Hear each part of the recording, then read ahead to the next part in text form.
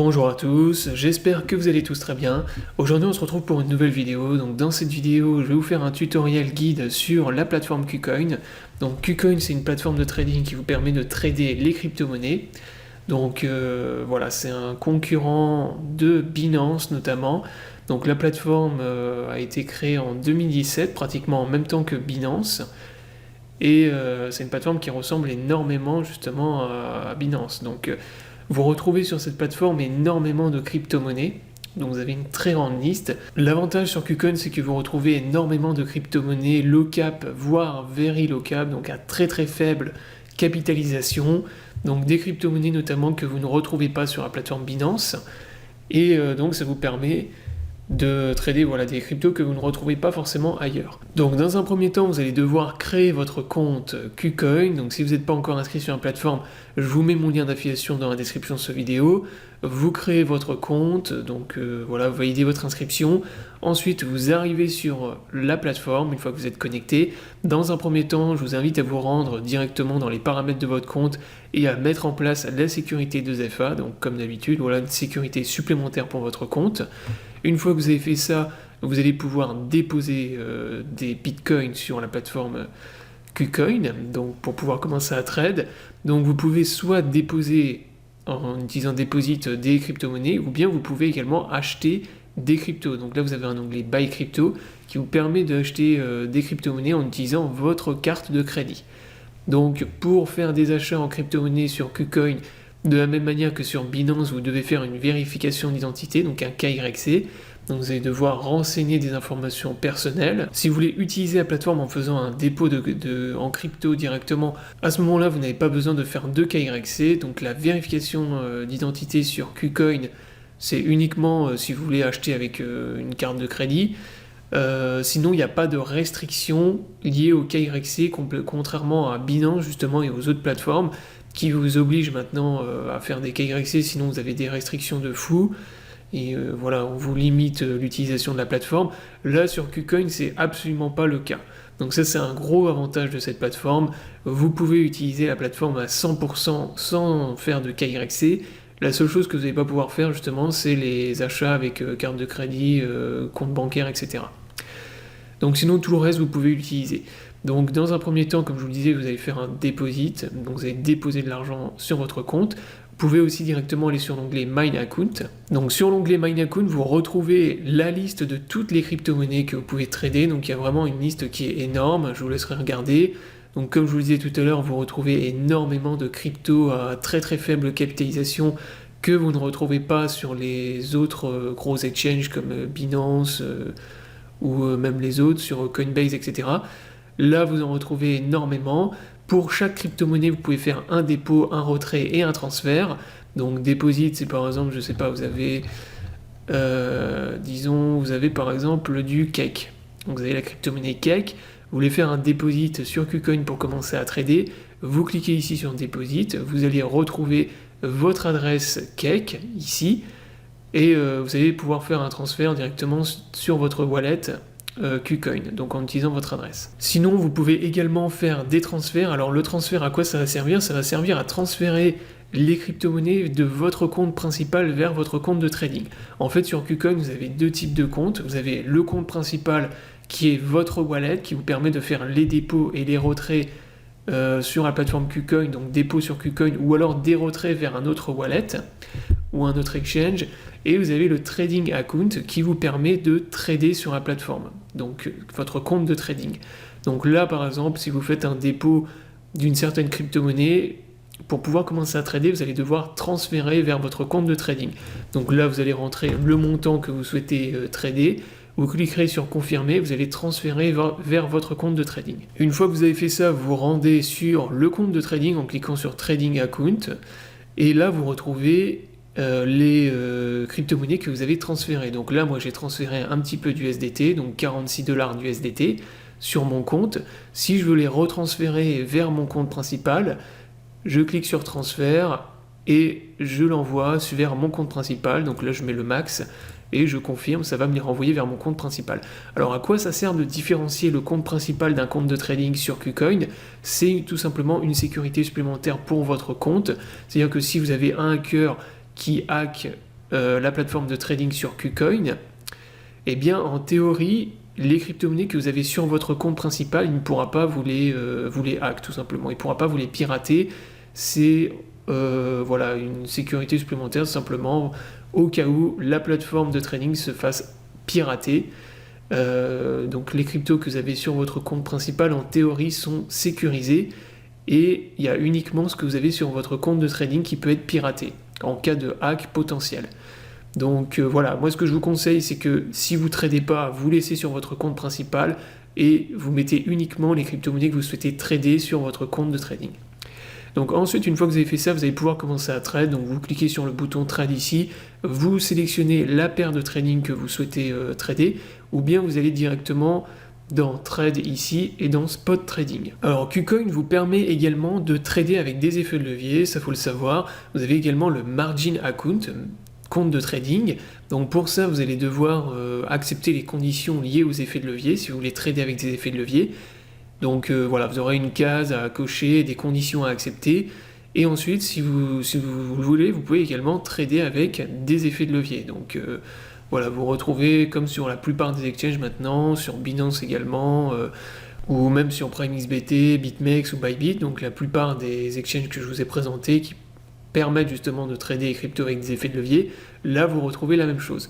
Donc moi je ne vais pas vous expliquer dans ce tutoriel comment utiliser les effets de levier sur KuCoin, pour la simple raison que j'ai déjà jamais utilisé l'effet de levier sur KuCoin et que moi j'utilise d'autres exchanges, d'autres plateformes, notamment PrimeXBT, Bybit ou BitMEX, donc les exchanges que je vous ai présentés sur ma chaîne.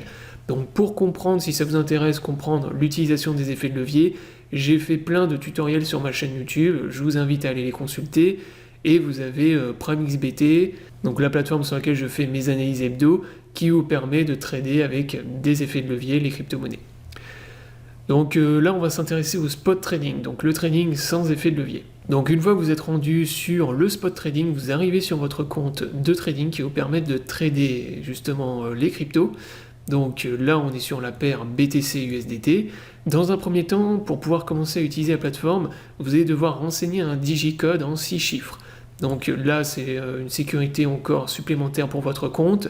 C'est-à-dire que si en fait vous avez un pirate qui arrive à accéder à votre compte de KuCoin, en théorie, s'il n'a pas votre digicode, là, vos 6 chiffres, il ne pourra pas trader sur la plateforme et faire n'importe quoi avec vos crypto-monnaies.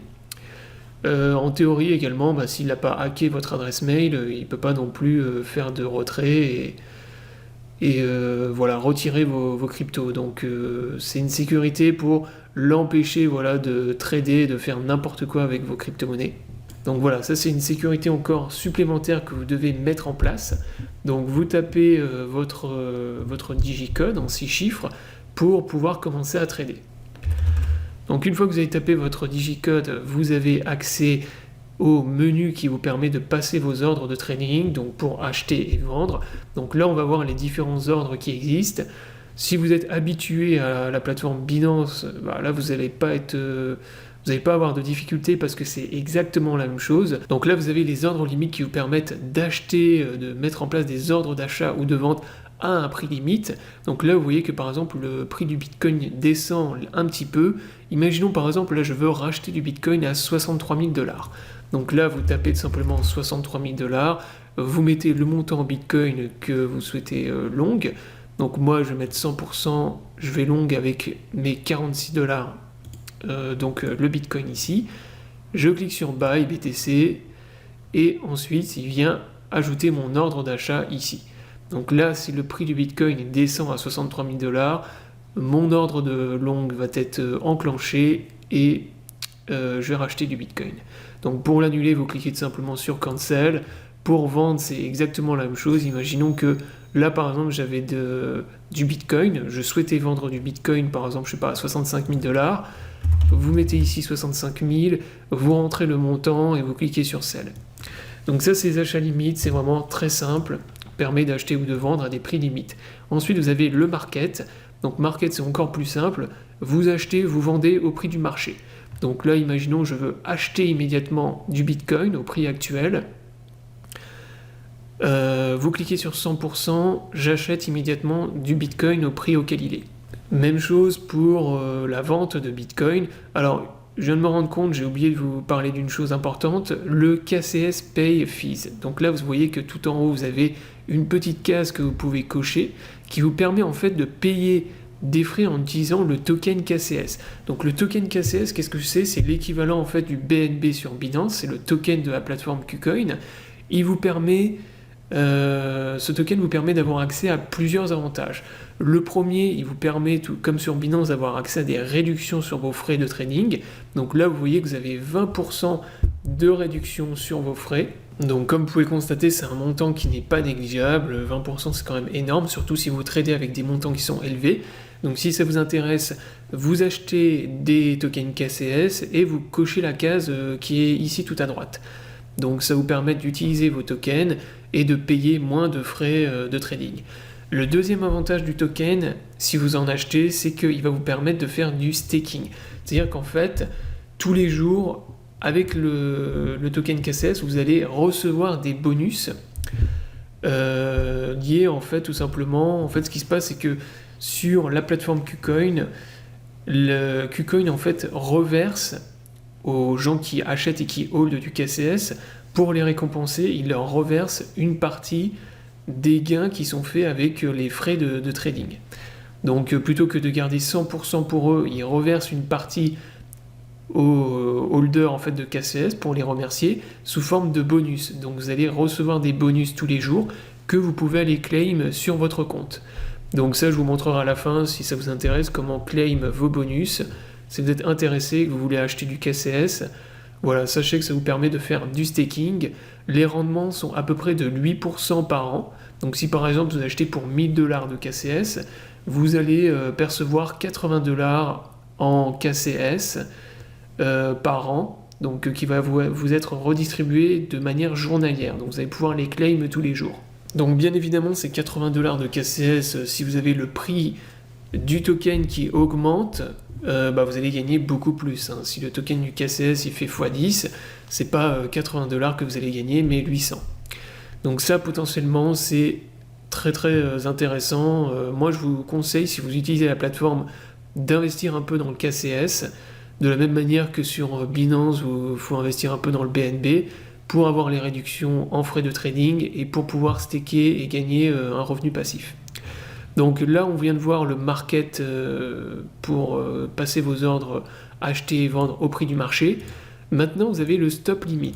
Alors le stop limit, qu'est-ce que c'est ? Alors le stop limit est une fonction qui vous permet de mettre en place deux types d'ordres. Vous allez pouvoir dans un premier temps mettre en place des stop loss, pour couper vos pertes. Et dans un deuxième temps, vous allez pouvoir mettre en place des ordres conditionnels, c'est-à-dire acheter des cassures de résistance ou vendre des cassures de support. Donc imaginons là par exemple j'ai acheté du Bitcoin et je veux mettre en place un stop loss. Donc là j'ai acheté du Bitcoin par exemple à 63 000$ et si le Bitcoin repasse sous les 62 000$, je veux couper mes pertes. Donc je veux revendre mes Bitcoins.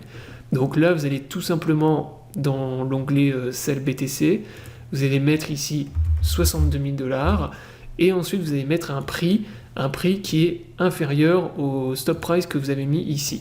Donc le stop price, quelle est la différence en fait entre le stop price et le price ?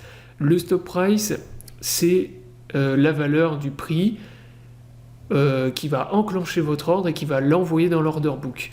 Le price, c'est la valeur limite auquel vous allez vendre vos bitcoins au cas où le stop price, en fait, vous ne puissiez pas le vendre à ce prix-là.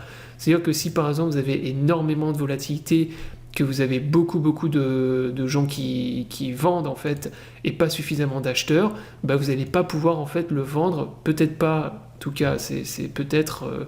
c'est un peut-être parce que ça dépend, bien sûr, de la volatilité, de la liquidité que vous avez dans l'order book, mais il est possible que vous ne puissiez pas le vendre à 62 000$. Donc, pour ça... vous devez fixer un prix limite, donc qui est le price que vous avez juste en dessous. Donc là, par exemple, on va mettre 61 950. Donc moi, ce que je vous conseille de faire, c'est comme sur Binance, vous mettez une différence de $50 à peu près. c'est largement suffisant et vous savez que voilà, votre prix sera, vos bitcoins seront vendus entre 62 000 et 61 950 $. Ensuite, vous mettez en place le montant en bitcoin que vous souhaitez vendre et vous cliquez sur Sell BTC. Donc ça, c'était pour mettre en place les stop loss. Ensuite, vous pouvez l'utiliser également pour mettre en place des ordres conditionnels. Donc, imaginons par exemple, vous avez une grosse résistance et vous voulez attendre la cassure de la résistance pour pouvoir commencer à acheter. Donc à ce moment-là, vous allez devoir utiliser justement le stop limit pour mettre en place votre ordre conditionnel. Donc voilà, imaginons là par exemple, vous avez une résistance à 64 500 $ et vous voulez acheter la cassure de la résistance, donc acheter par exemple un peu plus haut, on va dire à 64 600. Donc si vous utilisez par exemple l'ordre limite ici et que vous mettez 64 600 et que vous achetez en fait comme ça du Bitcoin, lui en fait, la plateforme elle va pas comprendre que vous voulez acheter à attendre que le prix remonte à 64 600 pour pouvoir acheter. Donc lui, ce qu'il va vous faire là, si vous faites ça, c'est qu'il va vous market long, donc il va vous l'acheter directement au prix du marché, puisque c'est un ordre limite, et il ne va pas comprendre que vous voulez attendre que le prix remonte pour pouvoir l'acheter. Donc là, il va se dire, bah non, il ne veut pas acheter plus haut, il s'est trompé, il veut acheter au prix actuel. Voilà, il va vous market long. Donc pour ça, vous devez utiliser justement le stop limit ici. Donc là, vous allez tout simplement rentrer donc le stop price, donc on a dit 64 600, et pour le price, vous allez mettre une valeur qui est plus élevée, puisque là, en fait, 64 600, c'est la valeur qui va envoyer votre ordre dans l'order book, et la valeur limite, vu que c'est un long, vous devez mettre une valeur qui est plus importante. Donc là, par exemple, on va mettre 64 650. Vous mettez le montant en Bitcoin, donc moi, par exemple, je vais mettre 100%, et vous cliquez ensuite sur Buy BTC. Donc là, il vous a ajouté votre ordre, donc l'ordre, vous ne le retrouvez pas dans Open Orders, mais dans Stop Orders. Donc là, vous voyez qu'il m'a ajouté mon ordre ici. Donc maintenant, si le prix, en fait, du Bitcoin, il remonte jusqu'à 64 600, eh bien, il va m'enclencher mon ordre d'achat et vous allez acheter à ce prix-là. Donc voilà l'utilité du stop limit. Donc 1, mettre en place des stop loss pour couper vos pertes, et 2, mettre en place des ordres conditionnels. Donc ensuite, dernier onglet que vous avez, c'est le stop market. C'est exactement la même chose que le stop limit, sauf que là, vous ne pouvez pas fixer en fait le prix. Le prix en fait est fixé directement par la plateforme, c'est-à-dire qu'il va vous l'acheter au meilleur prix. Donc vous voyez que vous avez le best market price qui est directement mis. Et donc plutôt que de fixer le prix vous-même, le prix limite, c'est lui qui va vous mettre le meilleur prix qu'il va trouver en fait dans l'order book. Donc voilà, moi personnellement j'utilise le stop limit, je préfère fixer mes limites moi-même, surtout, alors après ça dépend de la crypto-monnaie que vous tradez. Si vous tradez une crypto-monnaie avec énormément de liquidités comme le Bitcoin, vous pouvez faire du stop market, il n'y a pas de problème. Par contre, si vous tradez des shitcoins, des cryptos avec des très très faibles capitalisations, je ne vous recommande pas de mettre en place le stop market, mais vraiment le stop limit, parce que le stop market, si vous avez les fameuses bougies, vous savez, avec des très grandes mèches qui descendent très bas, il est possible que vous fassiez niquer et que voilà, vous revendiez par exemple à un prix qui est beaucoup beaucoup plus bas que ce que vous espérez. Lorsque vous tradez des crypto-monnaies avec beaucoup de liquidités, il n'y a pas de problème, vous pouvez utiliser stop market. Moi personnellement, j'utilise toujours le stop limit, mais c'est pas un problème. Par contre, si vous tradez des shitcoins ou avec très très peu de liquidités, eh bien, je vous recommande vraiment de mettre en place un stop limit. Donc voilà pour le trading sur KuCoin. On vient de voir les différentes fonctionnalités. Donc là, je vous ai tout expliqué. Comment faire vos achats, comment mettre en place un stop loss, comment mettre en place aussi un take profit avec le stop limit. Puisque là tout à l'heure en fait je vous ai dit qu'on pouvait mettre en place des stop loss, des ordres conditionnels, mais vous pouvez mettre aussi des TP avec stop limit du coup. Vous avez également le margin et les futures. Donc le margin, vous voyez, vous pouvez utiliser des effets de levier x10 et futures des effets de levier x100. Donc ça, comme je vous l'ai dit dans la vidéo, je ne vais pas vous présenter les effets de levier sur la plateforme KuCoin.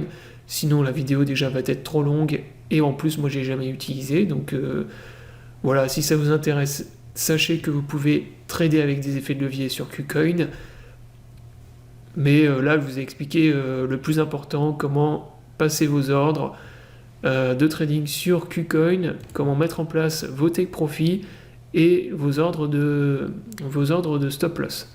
Alors enfin, pour terminer la vidéo, je vais vous montrer comment claim vos bonus si vous achetez des KCS, si ça vous intéresse. Donc vous allez tout en haut, vous cliquez dans l'onglet Asset, vous retournez dans Mine Account.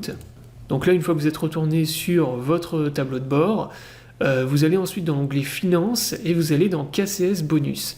KCS Bonus, vous allez pouvoir claim, c'est ici que vous allez pouvoir claim vos bonus en KCS. Si vous achetez et que vous holdez des tokens KCS, donc ici vous allez pouvoir les claim. Donc vous voyez qu'ici vous avez un bouton Save to Wallet, c'est sur ce bouton là que vous allez devoir cliquer pour claim vos bonus que vous pouvez faire tous les jours, et vous voyez que vous allez pouvoir avoir des revenus comme ça passifs, comme pour du staking en fait tout simplement. Vous allez pouvoir générer un revenu passif et ça vous permet de générer, d'augmenter votre quantité de tokens KCS, donc dans votre wallet. Donc ça c'est vraiment intéressant pour les gens qui hold du KCS. N'oubliez surtout pas de claim vos bonus. Moi vous voyez que j'ai réussi à récupérer 118 tokens KCS.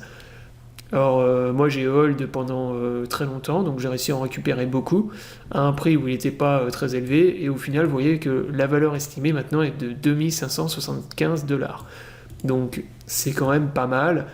Sachant que moi j'avais acheté la plupart de mes KCS, en fait je les avais achetés quand ça valait 1 $, donc c'était un prix qui était vraiment très faible, et ça permet de récupérer énormément d'argent.